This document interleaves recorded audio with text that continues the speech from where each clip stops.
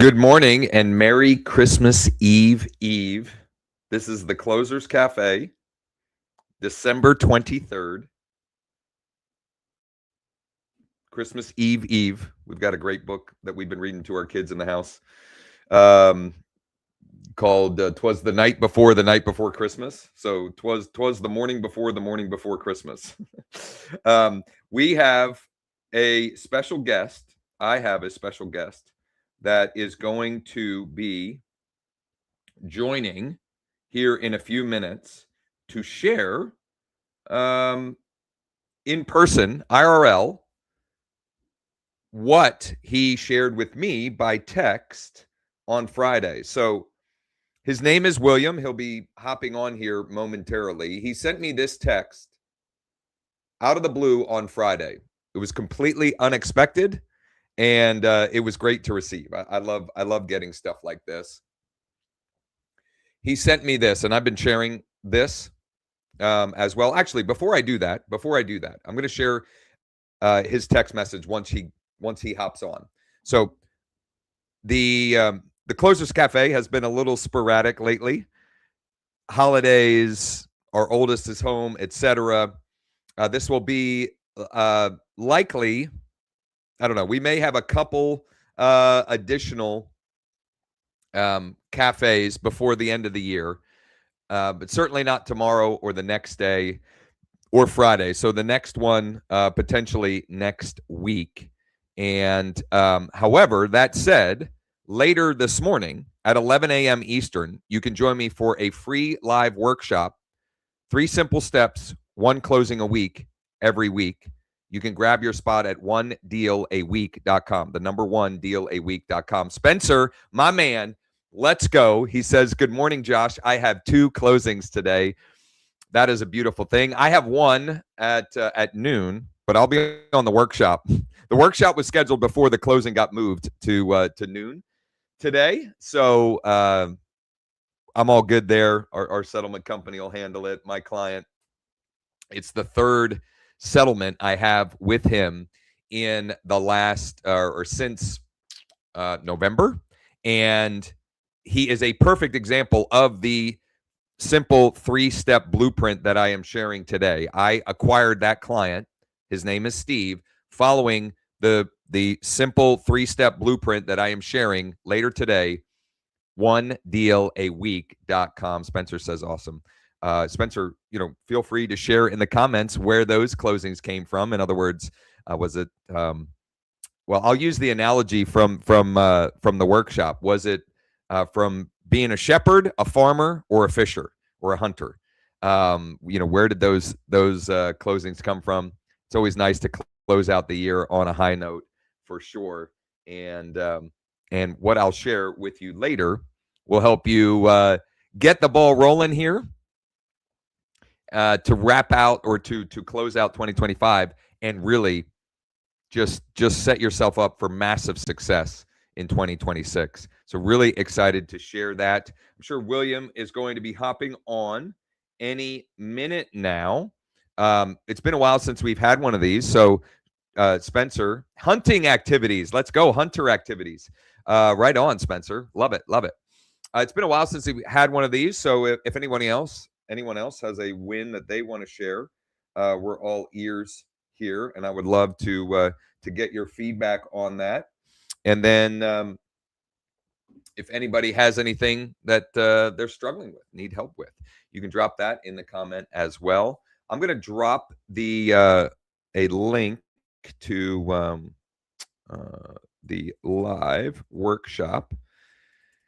And if you're seeing this after the fact, and you go to the link that I will include here, you will either get the opportunity to register for the next live version, or be able, or have access to the most recent recording or replay. So you can check that out. And let me get that in the chat. And we should have William here any minute. I think I don't know if he had an appointment, sales meeting, something along those lines. So drop that link in the chat for those who aren't already registered and want to join me for the free workshop. So let me tee this up. let me tee this up here, and I'm going to hope that that William pops on any minute. So this is the text message that William sent me on Friday at 1:04 Eastern. I was actually in a Zoom mastermind where I was talking about our new tool, our AI and data-driven tool to help agents consistently close more deals. And William sent me this text message. Hey, Josh, I'm an agent in the North Atlanta area, and I followed your 3-step plan for literally 2 days.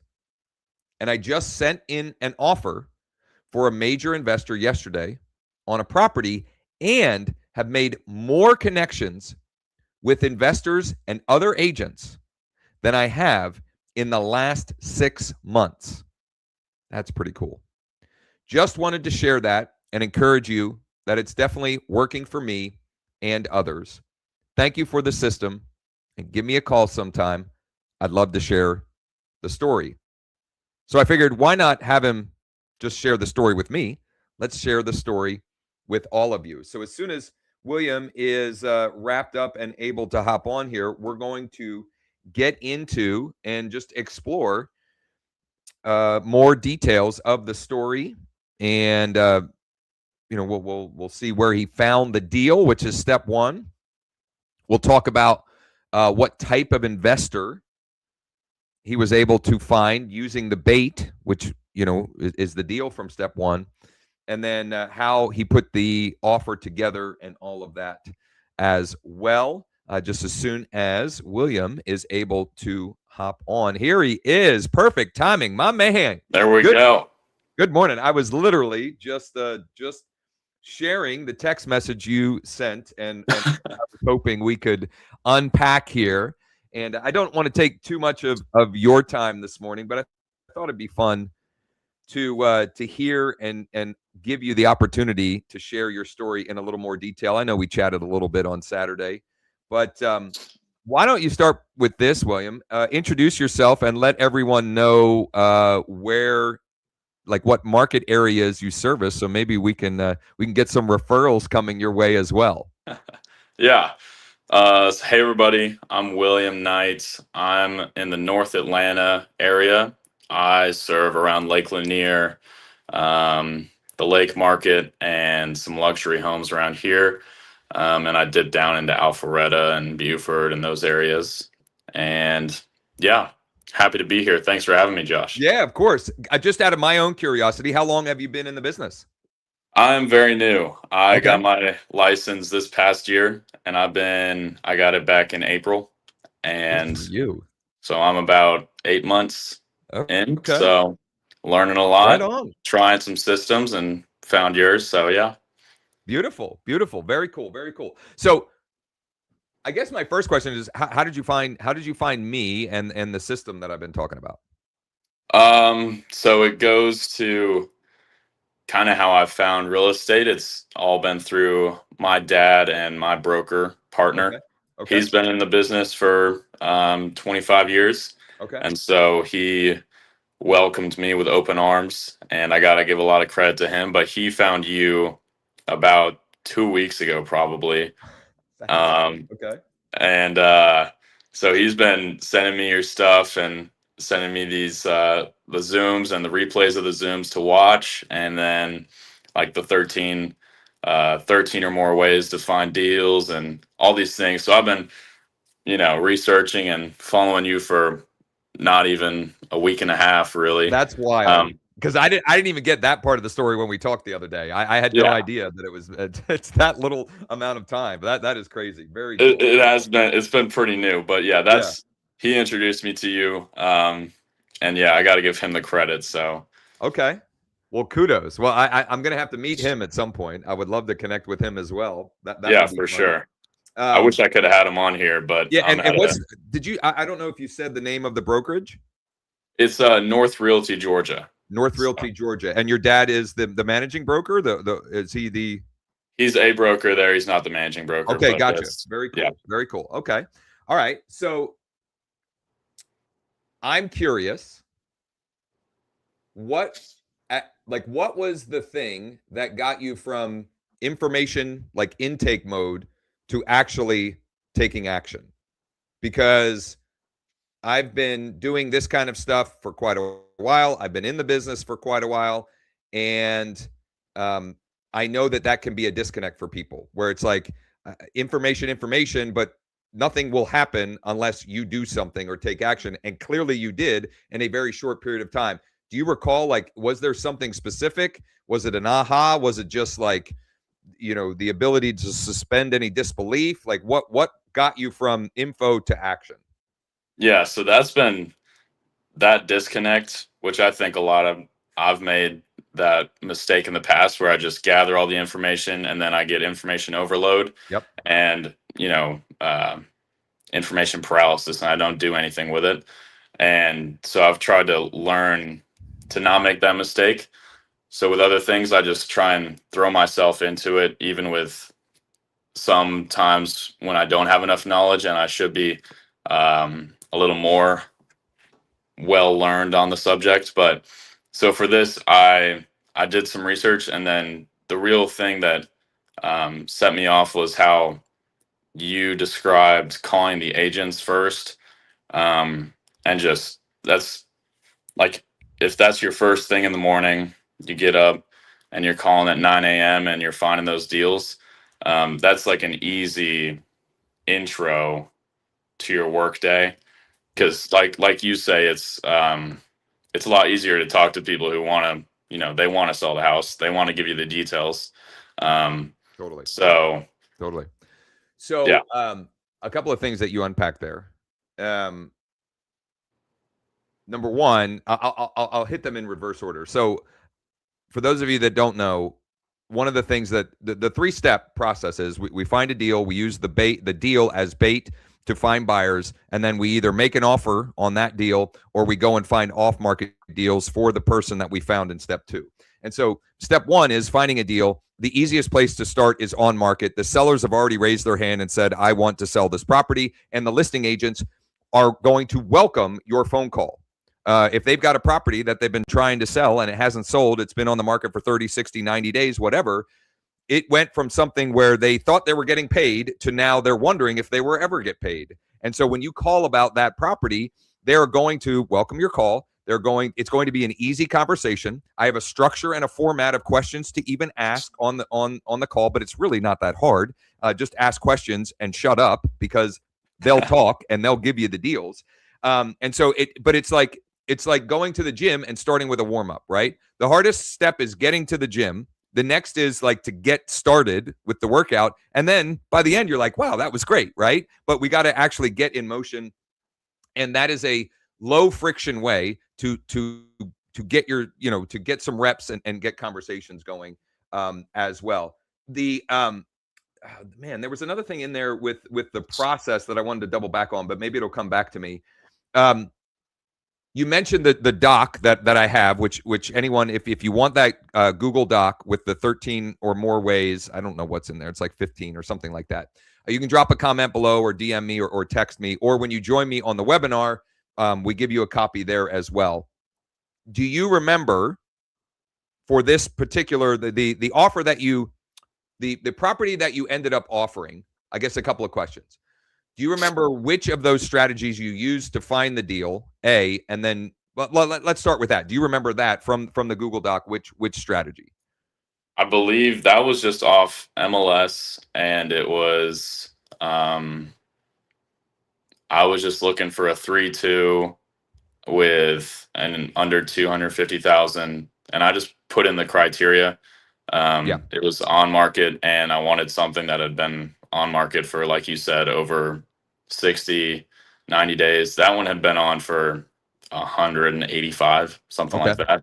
So perfect. So in the Google Doc, I think like the first 5 or 6 strategies are related to directly in your MLS and just getting creative with different ways to filter. William was just playing around. That's the easiest way. Like just go to your MLS. Most of you listening have MLS access. Start there. There are some like shortcuts and other strategies if you're struggling.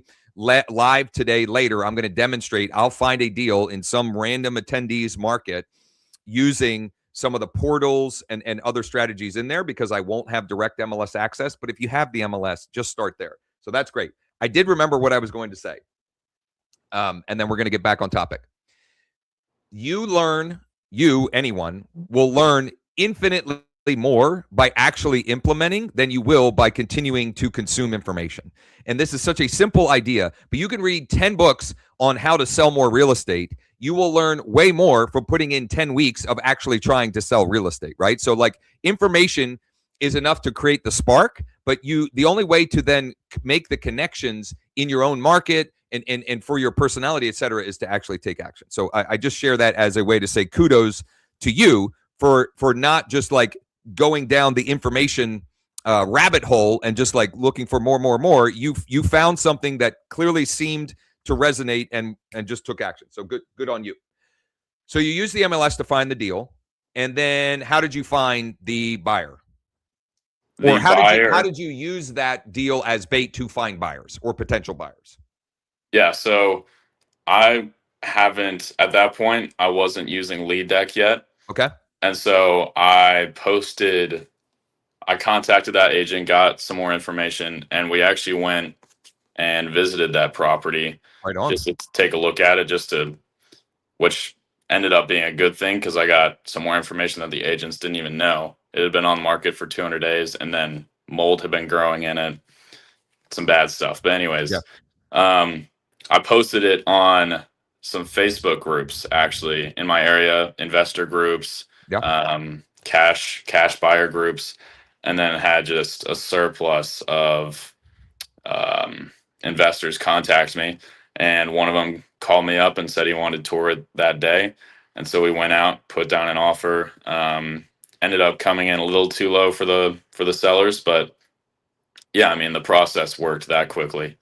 So a couple of things to unpack there. Number one, I love the fact that you went and looked at the deal in person. If you're pitching or using an on-market deal as bait, having insider information, which might come from a phone call, but might, like in your case, you might get even more insider information by actually going and seeing the property. And let's face it, there's like very little downside to you going and previewing the property. That way, when you do have someone like you had, and it sounds like you had multiple people coming to you wanting information, you can speak with firsthand knowledge because you've seen it, right? One way or another, though, you have to get insider information, right? So when you're reaching out to the listing agent, what you're trying to uncover is details or information that whether it's a retail buyer or an investor buyer will not be able to find on their own on Zillow or Realtor.com or Redfin and the like, okay?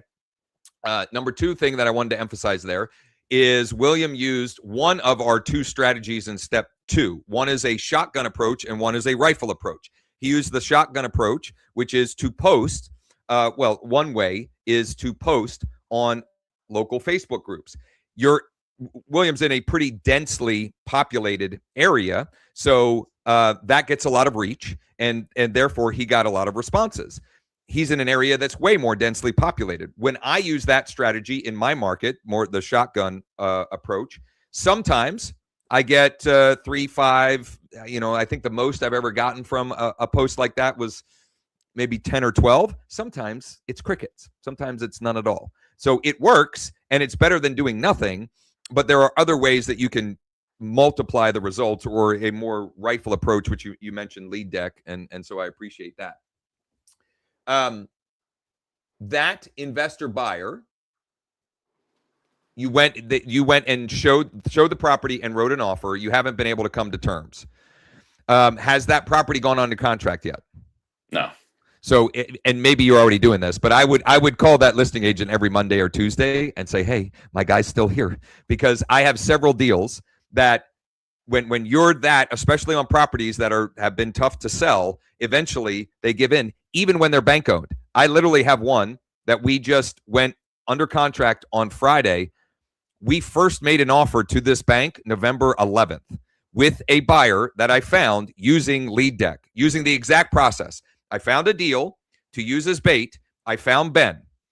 He didn't like that initial deal. Actually, he looked at 2 deals, but his offers, we made verbal offers, and they were just like way too low. They were more retail properties. And eventually I found this bank-owned property. Again, that's like one of the strategies in the document. I found this bank-owned property. It was perfect for Ben. It's in the area that he wants. It's the type of property he loves. And it had been sitting there for a while. And we submitted offers either 4 or 5 times officially. And the bank, like the first time they countered, and then we countered, and then they countered, and then the second time they just said no, and then the next time they said they countered even higher than the first counter of the first one, and I was like, all right, we're playing cat and mouse here. And eventually they gave in, and we got it $5,000 less than what his max offer was, or at least that he had disclosed to me. So persistence wins, right? And you know, and sometimes it's easy, right? Like it's not all like that. Have you, or what have you done, if anything, with to try and uncover other opportunities for that particular investor that made the offer? In terms of finding out more about that property and moving forward with that deal. Have you done the work to identify any other on market or off market potential deals for that client, or any others that may have come from the inbound leads that you generated by using that bait? Yeah. So as far as that particular investor, I added him to, I basically have just made a massive list of investors that I'm now sending out properties to regularly. And that one in particular, I've got just his buy box, and I've got a search for him in the MLS, and I've already sent him some more properties. And I've got other people who are still contacting me from that same Facebook post about the original property. The deal with that property is it's just a interesting situation with the agents. They're not really invested in the property that much, and they don't really. They're just waiting for their number to be bought which is crazy, but whatever. That's a topic for another day. So a couple more questions, and because I don't want to take too much of your time here, and we've got the workshop in less than 90 minutes now. But I guess I would ask, how did you find the conversations with the investor buyers? In other words, what did that sound like? Was it hard? Was it, anything that might help, folks who are thinking about following this process, or maybe already are? I would say the key, as soon as they contacted me, and I'm sure through Lead Deck, you have their numbers. The key, I would say, is to get them on the phone and actually have a conversation.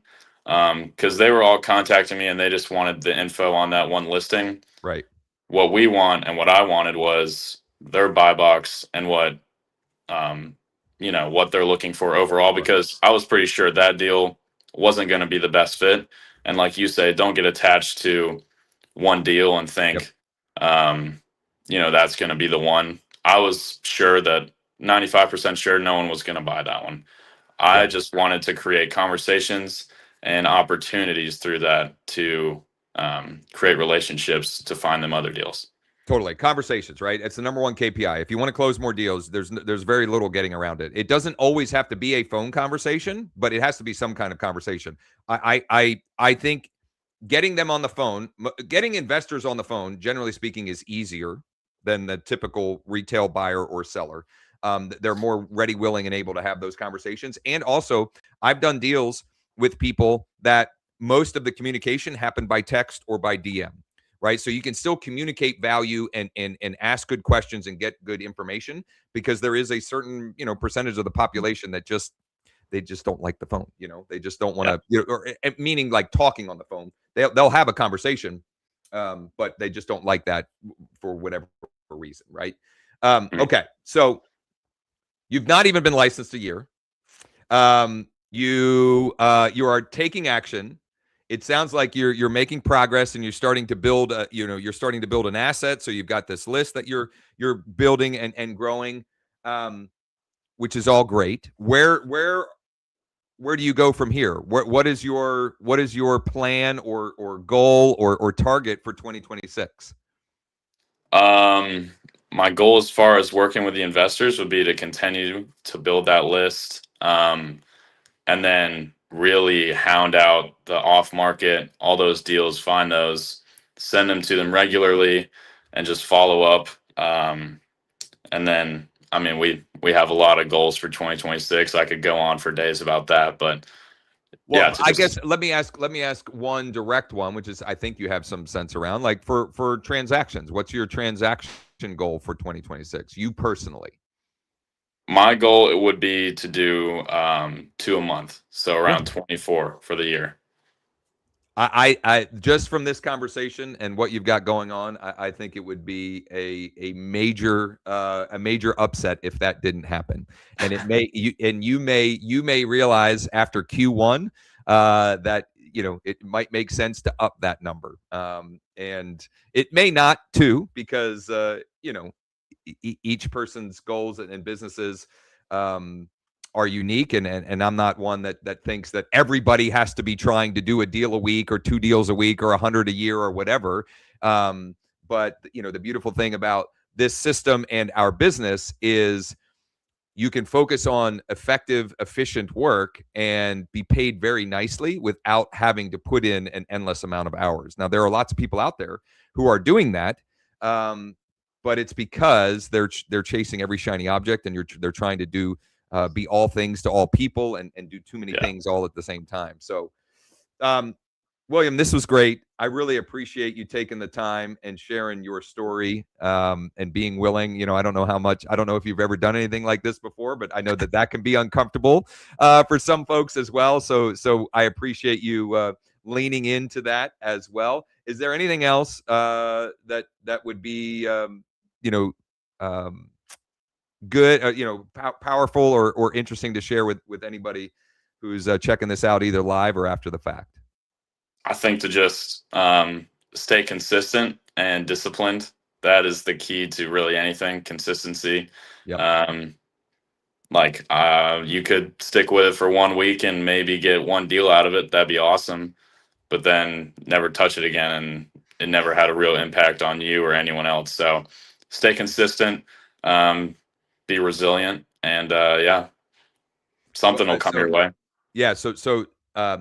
Systems and habits are greater than goals and activity or even motivation, right? So creating the systems and the habits that will naturally yield the results or the target that you're after.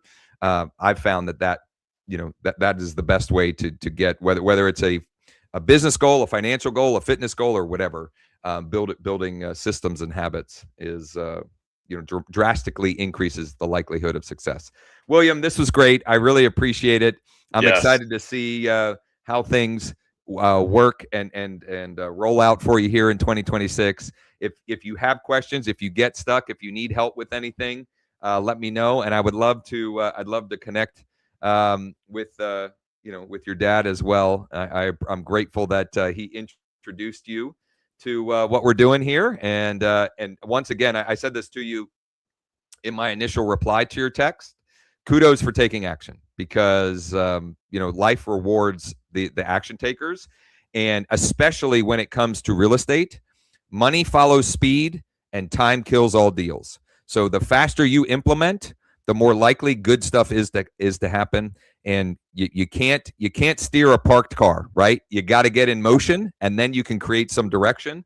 But there's nothing really to do with the thing sitting there. So bravo, Merry Christmas, Happy Yes. New Year, and hopefully we'll be chatting a good deal in the future. And if you have anybody who is looking to buy, sell, or invest in the North Atlanta, Lake Lanier, Alpharetta, and the surrounding areas, send them William's way as well. 100%. Thank you, Josh. Thanks for having me, and thank you for being so genuine and just transparent about what you're doing on here. I don't see a lot of people like that, and that's why I sent that text. I wanted to encourage you. So I thank you appreciate for that. having me. I Yeah. appreciate that. Thanks, William. Merry Christmas. Merry Christmas. See ya.